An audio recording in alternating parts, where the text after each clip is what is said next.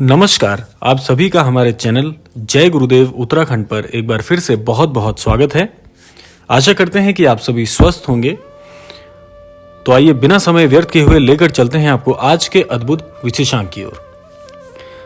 जैसा कि आप सभी ने आज के विशेषांक का शीर्षक पढ़ ही लिया होगा, तो आइए आपको लेकर चलते हैं आज एक ऐसे अद्भुत विशेषांक की ओर जहां पर 4 उपाय इतने अद्भुत आपको आज बताएंगे जिससे आप अपने भाग्योदय को बहुत बहुत समीप ले आएंगे और आपका भाग्योदय अवश्य ही होगा। तो आइए बढ़ते हैं पहले अद्भुत उपाय की ओर। आपको जीवन में अपने भाग्य को प्राप्त करने के लिए, भाग्योदय को प्राप्त करने के लिए कुछ ना कुछ उपाय अवश्य करने चाहिए। कुछ ऐसे तरीके हैं जिनसे आप अपने लक्ष्य को शीघ्रता से प्राप्त कर सकते हैं। तो उपायों में सबसे पहला उपाय आज मैं आपको बता रहा हूं, जो है श्री हनुमान चालीसा का नियमित रूप से पाठ करना। हनुमान चालीसा आप यह मान लीजिए कि हमारे सनातन धर्म का एक ऐसा मुख्य सूक्ष्म ग्रंथ है जिसमें महाराज जी ने भी अपना प्रकाश इस पर दिया है। महाराज जी कहते हैं कि हनुमान चालीसा की प्रत्येक पंक्ति अपने आप में एक महामंत्र है। अब आप ये सोचिए कि जब प्रत्येक पंक्ति में इतनी ऊर्जा है, प्रत्येक पंक्ति इतनी शक्तिशाली है, तो संपूर्ण हनुमान चालीसा को यदि सहृदय हम पाठ करते हैं तो कितनी ऊर्जा हम प्राप्त कर सकते हैं।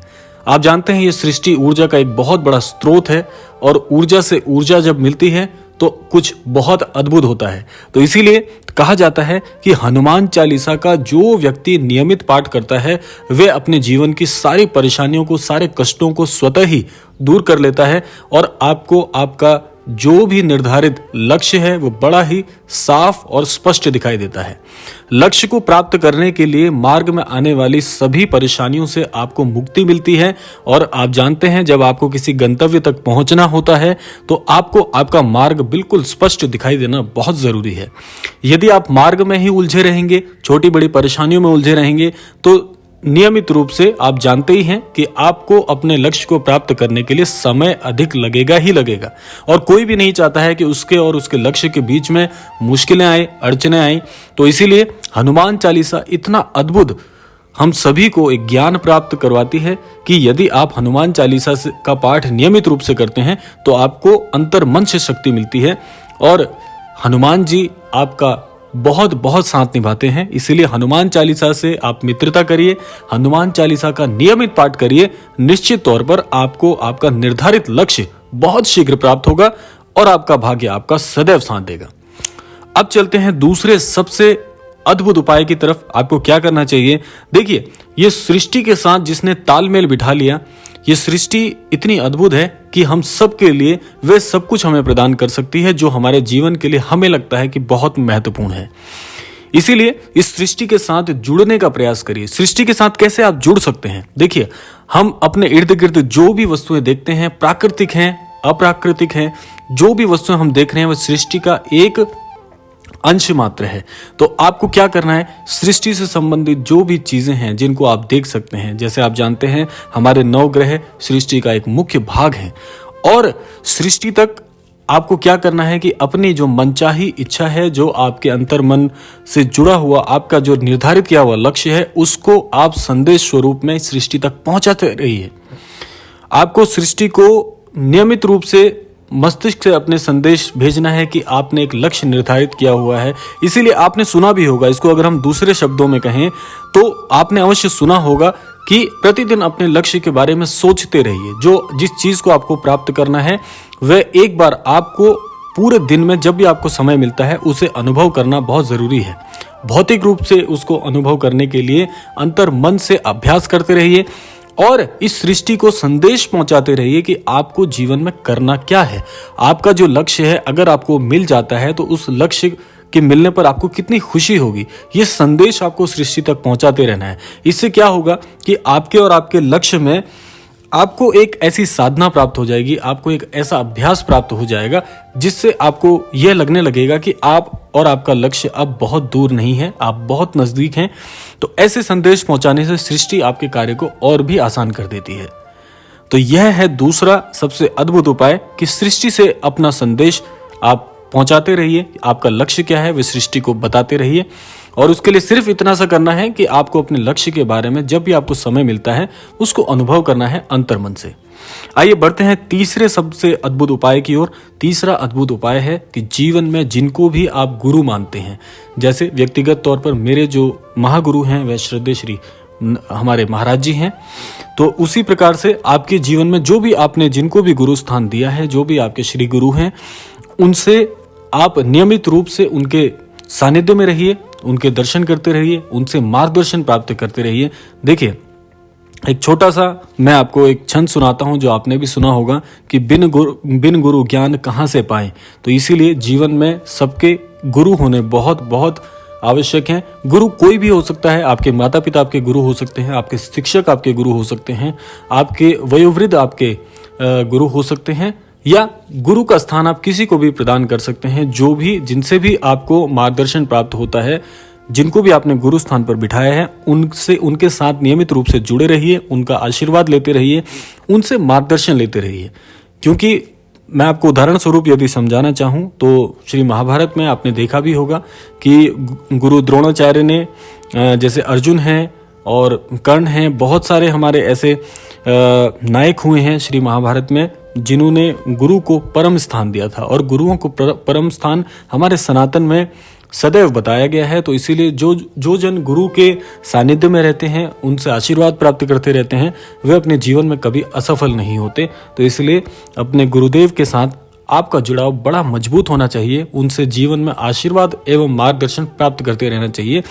गुरुओं से आपको जो है बहुत बहुत ताकत मिलती है, बहुत बल मिलता है आपके विचारों में, आपके जीवन में, और जीवन में कोई ना कोई ऐसा अवश्य होना चाहिए जब आप मुश्किल दौर से गुजर रहे हैं तो आपको सही मार्गदर्शन प्रदान करते रहें।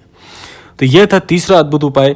चौथा अद्भुत उपाय आपको बताते हैं कि जीवन में जब भी कोई कठिन समय या कठिन घड़ी आती है, उस समय जब समय आपकी परीक्षा ले रहा होता है, तो उस समय आपको बिल्कुल घबराना नहीं है, क्योंकि आपको यह निश्चित कर लेना है मस्तिष्क में कि समय चलयमान है। आज यदि अच्छा समय है तो यह समय भी स्थिर नहीं रहेगा, अच्छा है तो बुरा आएगा, बुरा है तो फिर अच्छा आएगा। इसलिए आपको सदैव यह प्रयास करते रहना है, स्वयं को यह एहसास या आभास कराते रहना है कि समय चलयमान है।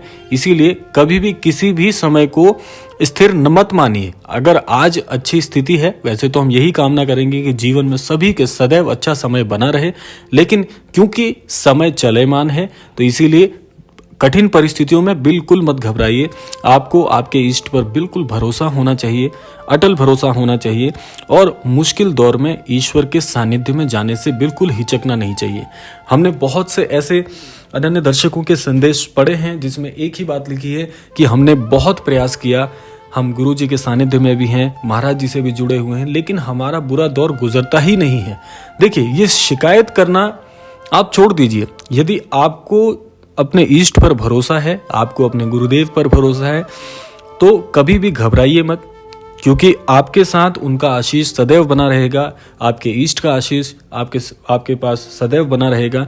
तो इसलिए समय को कभी भी स्थिर मत मानिए। आज बुरा दौर है तो आज आप स्वयं को संभाल कर रखिए, बड़ा मजबूत एवं अटल बना कर रखिए। ये समय भी बहुत ही शीघ्र गुजर जाएगा, और आपको स्वयं पर और अपने गुरुदेव पर इतना भरोसा होना चाहिए कि अगर आपको अंतर मन से यह समझना चाहिए कि यदि आप उनके सानिध्य में हैं, आप उनके साथ जुड़े हुए हैं, तो जीवन की कोई भी कठिन परिस्थिति आपको डिगा नहीं सकती।